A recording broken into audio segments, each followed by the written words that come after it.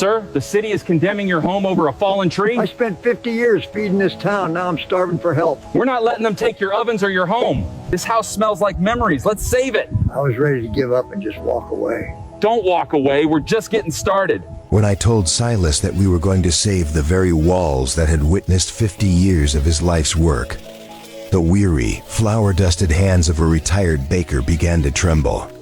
Not from the cold of a Tennessee morning, but from the sheer weight of a hope he had long since abandoned in the shadows of his own home.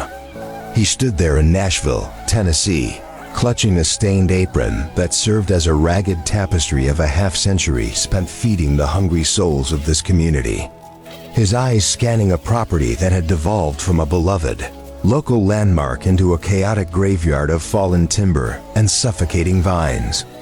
It was a staggering injustice to see a man who had dedicated his entire existence to providing the daily bread for this town now being treated like a common criminal by a city council that valued pristine aesthetic codes over the survival of its most loyal residents. The massive oak tree that had crashed through his perimeter and the unruly thicket of weeds that had swallowed his yard weren't just maintenance failures. They were physical manifestations of the deep, hollow loneliness that had settled into Silas's life since his ovens went cold and his health began to falter.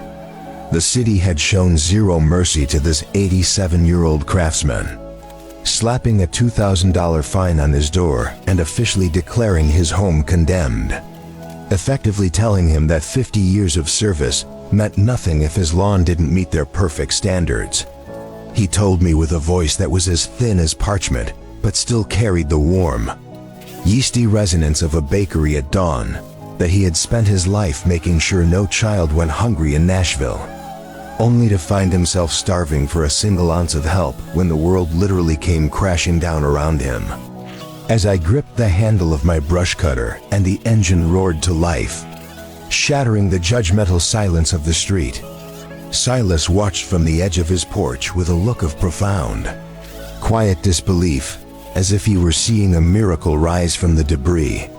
Every aggressive pass of my machine through the thick, woody brush felt like I was erasing a decade of neglect and restoring a piece of the pride that the city had tried to strip away with legal threats and cold shoulders.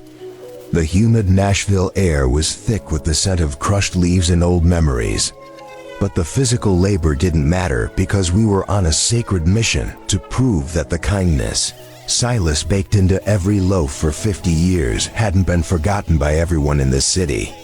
I could feel the eyes of the neighborhood peeking through their blinds, the same people who had remained silent while the condemnation notices piled up on his doorstep. And it made me work with a renewed sense of purpose to show them what a real community looks like in practice. As the clear lines of the foundation finally reappeared and the fallen branches were cleared away, the house seemed to transform from a symbol of decay back into a sanctuary of grace and history. Silas walked down the uneven steps as we finished the job, his gait a little more certain and his head held a little higher. And he told me that for the first time in a very long time he felt like the town he loved hadn't completely forgotten his name or his contribution. He whispered that he had been ready to walk away and let the city take everything. But seeing his home restored felt like the sweetest gift he had ever received. I realized then that I wasn't just clearing a lot. I was defending the legacy of a man who had shaped the character of an entire city, one loaf of bread at a time. Before you scroll away, please take a second to comment which city you are watching from, because retired craftsmen like Silas deserve respect and support instead of fines when they hit a rough patch. If you saw the person who spent their life feeding your community struggling to find their own way, would you have the heart to stop and help them save their home? Like and share this video to spread the message that no one should ever be left behind. And today, we finally gave back to the man who gave us everything.